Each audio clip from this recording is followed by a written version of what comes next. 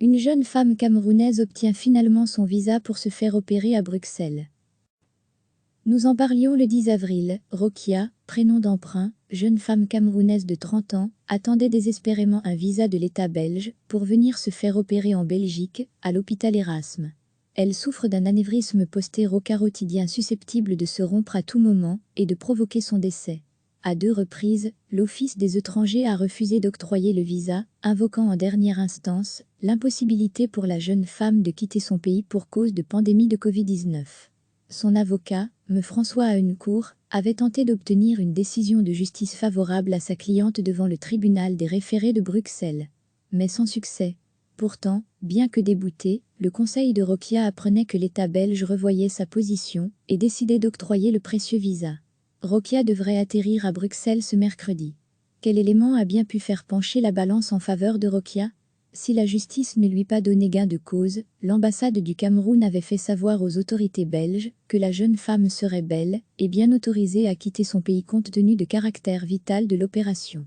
Par ailleurs, saisi par l'avocat, le médiateur fédéral avait pris position en faveur de l'octroi du visa, qualifiant la décision de refus de manifestement déraisonnable.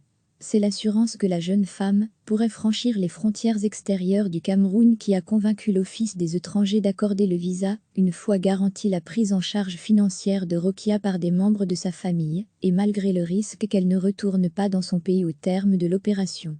Un risque que son avocat juge inexistant, compte tenu du fait qu'elle effectue un doctorat et qu'elle a toujours des liens familiaux au Cameroun. Nous en parlions le 10 avril, Rokia, prénom d'emprunt, jeune femme camerounaise de 30 ans, attendait désespérément un visa de l'État belge pour venir se faire opérer en Belgique, à l'hôpital Erasme. Elle souffre d'un anévrisme postéro-carotidien susceptible de se rompre à tout moment et de provoquer son décès. À 2 reprises, l'Office des étrangers a refusé d'octroyer le visa, invoquant en dernière instance l'impossibilité pour la jeune femme de quitter son pays pour cause de pandémie de Covid-19. Son avocat, M. François Ahencourt, avait tenté d'obtenir une décision de justice favorable à sa cliente devant le tribunal des référés de Bruxelles.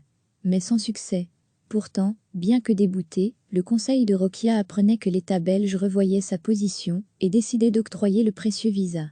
Rokia devrait atterrir à Bruxelles ce mercredi. Quel élément a bien pu faire pencher la balance en faveur de Rokia ? Si la justice ne lui pas donné gain de cause, l'ambassade du Cameroun avait fait savoir aux autorités belges que la jeune femme serait belle et bien autorisée à quitter son pays compte tenu du caractère vital de l'opération. Par ailleurs, saisi par l'avocat, le médiateur fédéral avait pris position en faveur de l'octroi du visa, qualifiant la décision de refus de manifestement déraisonnable.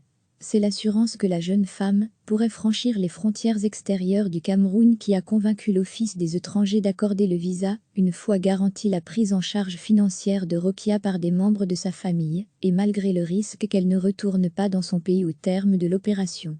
Un risque que son avocat juge inexistant, compte tenu du fait qu'elle effectue un doctorat et qu'elle a toujours des liens familiaux au Cameroun. Cliquez sur s'abonner pour recevoir les dernières nouvelles.